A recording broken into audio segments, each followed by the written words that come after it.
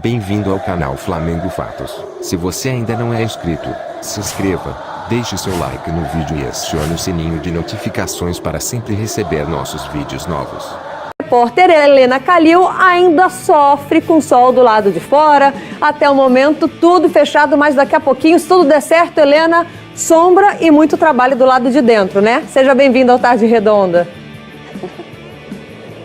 E aquele ar-condicionado também da sala de imprensa Vitorino Sherman. Boa tarde para vocês do Tarde Redonda. Nós estamos aqui, como você já percebeu, Olivia Nepomuceno, eu estou aqui na frente porque o treino só começa às 4h30, mas a imprensa só está liberada às 5 horas da tarde. A gente, como somos malandros, viemos pra cá porque a gente quer passar informações pra vocês, porque eu sei que vocês querem saber de Gabigol, vocês querem saber de Arrascaeta, de Diego, que é o assunto que vocês estão falando, e também de Bruno Henrique. Então vamos lá, vou começar com esse último. O jogador que está em Santos nesse momento, está passando por uma bateria de exames, ele chega amanhã aqui ao Rio de Janeiro. O Flamengo vai desembolsar cerca de 23 milhões de reais, mais o empréstimo do volante Ronaldo por 1 ano para a equipe da Baixada Santista. E ontem o Abel Braga falou sobre esse jogador, falou que assim que ele passar, que ele for aprovado nesses exames, ele já será contratado pelo Flamengo, será o 4º reforço para a temporada. Lembrando que Bruno Henrique teve um 2018 conturbado, já que no primeiro jogo contra o Linense no Campeonato Paulista, aos 9 minutos ele levou uma bolada no olho e teve aquela lesão séria, foi até tratar nos Estados Unidos, ficou meses afastado e depois que voltou ainda teve uma lesão na coxa. Então ele é o jogador do Santos que menos atuou na temporada passada, foram 32 partidas, mesmo assim muito valorizado, e um pedido de Abel Braga deve chegar então amanhã ao Rio de Janeiro, o Bruno Henrique. Vocês estavam falando sobre o Diego, ele foi elogiado, essa postura toda que vocês estão falando foi elogiada ontem em entrevista coletiva pelo técnico Abel Braga, ele que falou sobre a importância do Diego, que ele está alinhado com a necessidade do Flamengo neste momento e também está pronto para suportar todas as pressões deste ano de 2019. O Diego deve renovar então até 2020 e essa renovação deve acontecer ainda nesta semana. Isso porque o pai empresário do atleta, o Jair Cunha, neste momento está em Ribeirão Preto, ele está conversando com a diretoria, mas ao que tudo indica, já acertou com eles, então só falta assinar mesmo. O pai deve desembarcar ainda nessa semana, aproximadamente quarta ou quinta-feira, para assinar, então, aqui com o Flamengo. Arrascaeta, novidade, o nome está no bid, ele também foi mencionado ontem pelo Abel Braga, falou sobre a probabilidade dele estrear na quarta-feira. Na verdade, ele falou sobre a probabilidade dele e do Gabigol de ambos estrearem já contra o Resende nesta quarta. Acontece que o Arrascaeta, por conta de todo o imbróglio, ele não teve uma pré-temporada, então fisicamente ele ainda está numa fase inferior à do Gabigol. Apesar que o Abel Braga falou ontem que eles treinaram forte aqui no centro de treinamento Nildo Urubu antes de serem apresentados à equipe com essa torcida que você mencionou, Olivia, que ontem estava presente no Maracanã para ver a vitória por 2-1 na estreia do Flamengo no Campeonato Carioca. Legal, Helena Calil trazendo informações ao vivo do Flamengo, lá no Ninho do Urubu. Daqui a pouco abrem-se os portões para o treinamento, primeiro treinamento, depois dessa vitória diante do Bangu na estreia do rubro-negro na Taça Guanabara. Temos tweet na tela antes da gente comentar aqui com Paulo Vinícius Coelho sobre essas informações trazidas pela Helena Calil. Tá aí o Juninho, Flamengo com a chegada de Bruno Henrique. Vitinho vai para o banco? É exatamente o que eu estava pensando. O Juninho leu o meu pensamento, o Juninho, o PVC? Não, assim, a informação que surgiu quando circulou a informação do Bruno Henrique chegando, eu perguntei pra gente no Flamengo se ele vinha para compor elenco, se vinha pro lugar do Vitinho, e a informação que eu recebi foi que o Abel queria jogar com os dois, um de cada lado. Depois o Abel confirmou isso.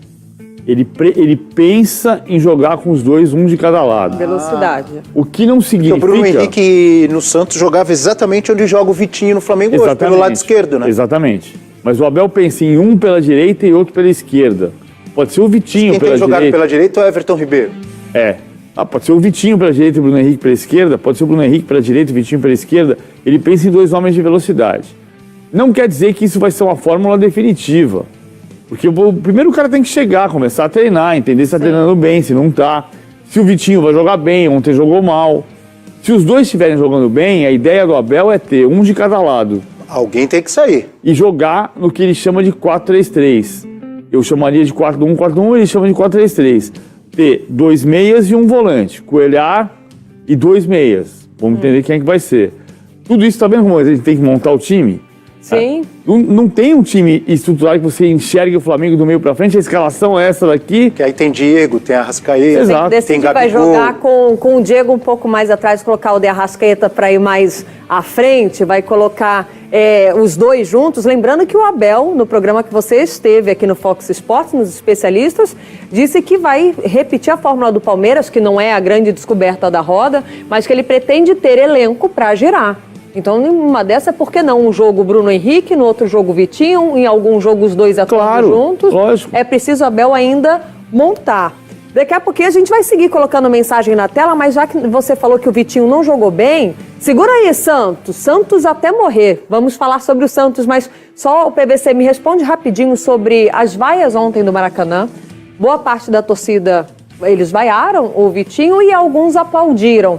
É pra tanto? A gente vem pontuando, olha, é o primeiro jogo, é início de temporada, ou o ranço do ano passado, ele permanece agora para 2019? A expectativa é a mãe da frustração.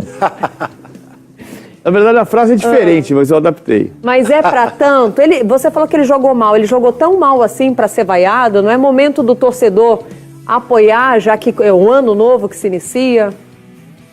Torcedor sempre foi assim. Hoje tem uma coisa de dizer que se não é torcedor é cliente, porque mudou o cenário, não é mais estádio, é teatro. Eu não concordo com isso. Sim. Eu acho que a gente tinha... Se você está pensando que você teve no Maracanã o maior público em 32 anos numa estreia do Flamengo, é para comemorar que tinha gente lá. Sim. Qual é o tipo de gente? É gente que gosta de futebol. Senão não estava na estreia, você não ia ver Flamengo e Bangu. Então é gente que gosta de futebol. Se o cara vai gritar como um torcedor dos anos 50 ou vai ser diferente, é outro ponto de vista. Melhor o estádio cheio do que vazio. Sim. Ponto. O cara comprou o ingresso, ele tem o direito de criticar. Eu acho perfeito isso? Não. É justo criticar o jogador no primeiro jogo, não ter o entendimento, o discernimento de que ele acabou de voltar de férias, que a condição física não é ideal. Claro que o ideal é entender isso. Na verdade é uma continuação, né, PVC? Claro. No ano passado ele já estava sendo vaiado. E aí, às vezes, uma jogada, um jogo, acaba mudando tudo. Ontem mesmo, contra o Bangu, teve uma jogada que o Vitinho já estava sendo vaiado, foi pela esquerda, pedalou e tal, e chegou na frente do gol, tentou fazer, não conseguiu, poderia ter tocado pro meio, que tinha companheiros para fazer. E a torcida, ia abraçá-lo. E a torcida no ano passado estava execrando o Diego, e agora está comemorando que ele está renovando o contrato, porque ele foi bem no jogo de ontem. Bom... Não é? Você vai dizer o pior jogador de todos os tempos do final de semana passado, não dá pra ser ele assim. vem no jogo contra o Botafogo, por exemplo, no final de semana, faz um gol, vão comemorar um monte. Santos até morrer, sua mensagem já vai aparecer na tela, tá? A gente vai seguir de olho aqui na nossa hashtag Tarde Redonda, mas já que nós citamos aqui as vaias, né, que o Vitinho recebeu no final de semana, vamos ouvir o que disse o técnico do Flamengo, o Abel, sobre esse momento no Maracanã. Primeiro que o torcedor é soberano, né? Agora, o que eu acho é que o Vitinho foi um jogador extremamente agudo, o que mais criou oportunidade em profundidade, ele deu profundidade à equipe. Tá aí, portanto, o técnico Abel Braga falando sobre o Vitinho, e com essa chegada de reforços, PVC, eu vejo dois lados, né? O próprio Vitinho, ele já deu uma declaração, dizendo que com a chegada do Arrascaeta, né, com todo o valor investido, porque muito se fala e se associa ao preço que o Flamengo pagou pelo Vitinho, que não foi barato. E aí tem a cobrança em cima dele. Então, de repente, chegada do Gabigol, do Arrascaeta, há uma divisão maior de responsabilidades. Por outro lado, chega o Bruno Henrique, que pode brigar por posição com ele, aumentar a pressão, ou não, como você falou, jogar um de cada lado. Como que você vê tudo isso, analisando ainda o Vitinho? O Vitinho sabe que a torcida esperava dele mais do que ele ofereceu até agora. Agora, ele tem esse ano para resolver esse problema.